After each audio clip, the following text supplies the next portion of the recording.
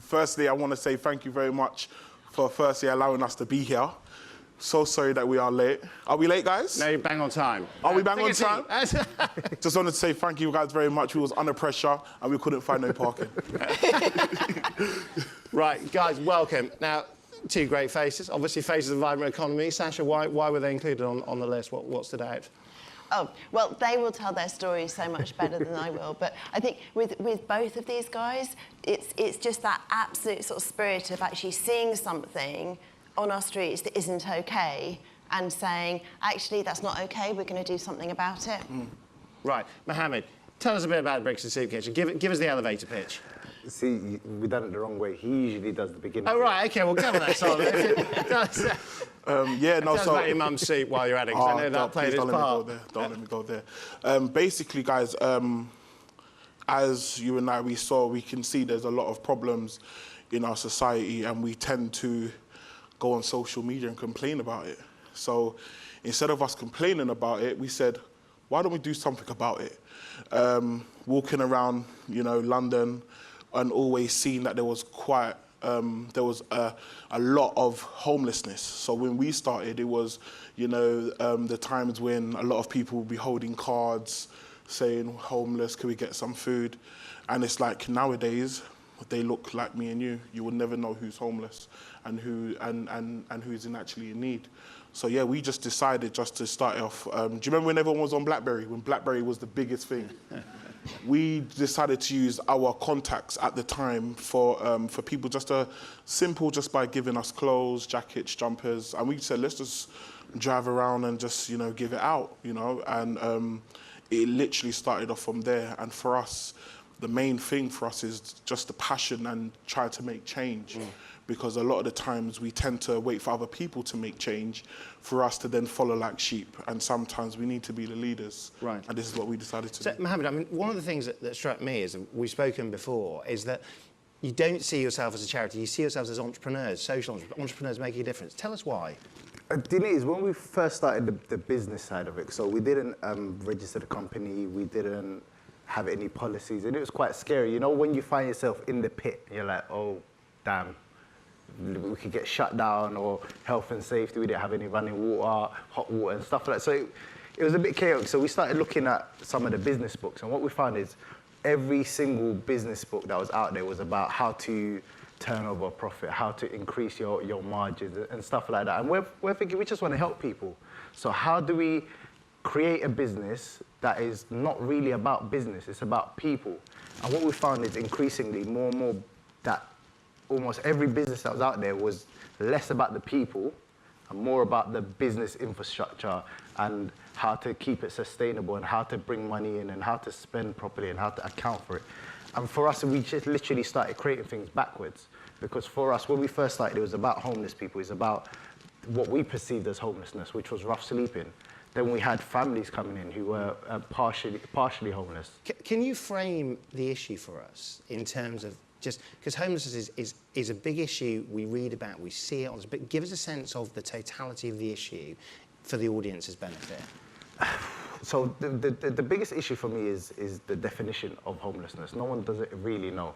So what happens is that depending on where you're standing and what you're looking at, you define homelessness. So for example, we're from Lambeth.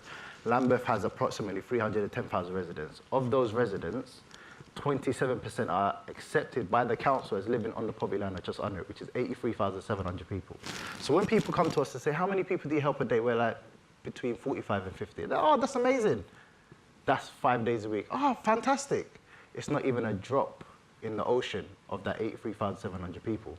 And for us, what we've done is, rather than just concentrate on homelessness, which we felt we kept cutting people out, people with different issues, whether it's mental health, whether it's issues around their sexuality, why they've been kicked out of their house, domestic violence.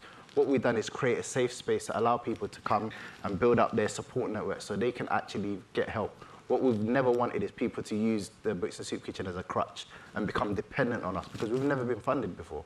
So we could disappear next week. And what we don't want is people that are dependent on a service that we don't know if it's sustainable or not.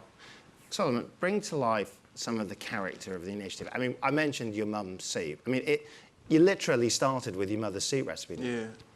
I remember. And what's in the recipe? I'm sure everybody wants to know. I remember when we had like 4 black bags driving around West End, giving out clothes, and a lady come up to me and she was like, "Can I get some tea?" And I was thinking, so do I have to go home and make tea and bring it over?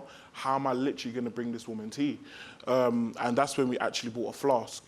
And then we literally used to go around giving out the clothes and also making tea on the spot. And then from then we was just like, we want to do this more often. We want to do this full time, and we literally got a centre for free. And then we literally started off just by making soup. Soup kitchen means, a lot of people get it confused. Soup kitchen means hot meals. So in America, they have a lot of soup kitchens where a lot of people would get maybe hot water. Anything with hot water means soup. So we just use those terms and we kind of jazzed it up a bit. And we literally started to make a lot of chicken soup. And again, the secret ingredient was Scotch bonnet. So our thing was... We've established the mystery. So it's... it's not a secret no more. Sold it. You guys know, so please don't... Keep it away like that. Don't bring it out, everyone. And our main thing was what could we do to keep them feeling warm for at least 4 to 5 hours, and that was obviously with the Scotch bonnet with the soup. So that was the main ingredient at the time. Sacha, we're hearing a story. It's an emotional story. It's a very real story. But in terms of when this comes back to businesses getting involved, what's the call out to an audience like this in terms of the why? In terms of the why, I think that I'll sort of frame it in a different way, I think. One of the things that I think that businesses really need to look at, there's a lot of stuff that goes on in the guise of corporate social responsibility.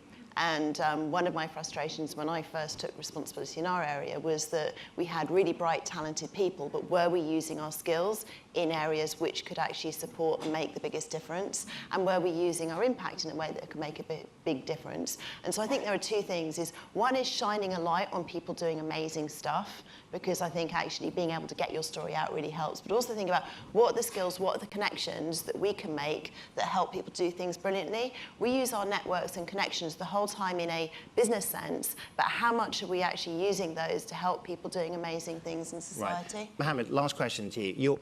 You're taking this also now internationally. You guys are really ambitious with the problems that you can solve. Give us a sense of what's next? What's next for Brixton Soup Kitchen? What do you want an audience like this to remember from this session? See, that sounds like a bit like a secret. So I feel like saying Scotch bonnet, but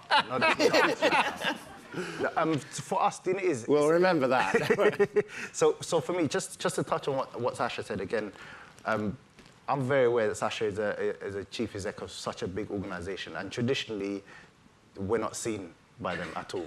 And it was interesting, the email that I remember the first email that you sent us, she sent us and said, "Hi, Mohammed Solomon, I've been stalking you guys in the last few independent events, and I've wanted to speak to you guys. Would it be good to meet up, etc." And we're thinking, honestly, what is Grant Thornton? We haven't got a clue.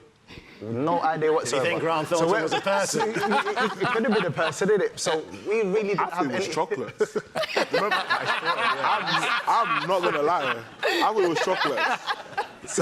So when we talk about moving forward, because a lot of the corporate businesses, there's so much money involved and it turns over so much, it's easy to forget people in the business side of it. But in terms of what's next for us, we've learned that we need to share our experiences. We need to share our failures and share our successes so other people don't have to go through it all again. And I think that's the important part, because there's no guidance for social businesses, none whatsoever, and that's what we're trying to share. Right, get involved. There you have it. Sacha Romanovitch, Mahamed Hashi, Solomon Smith, thank you for giving us such a fantastic start. Thank you.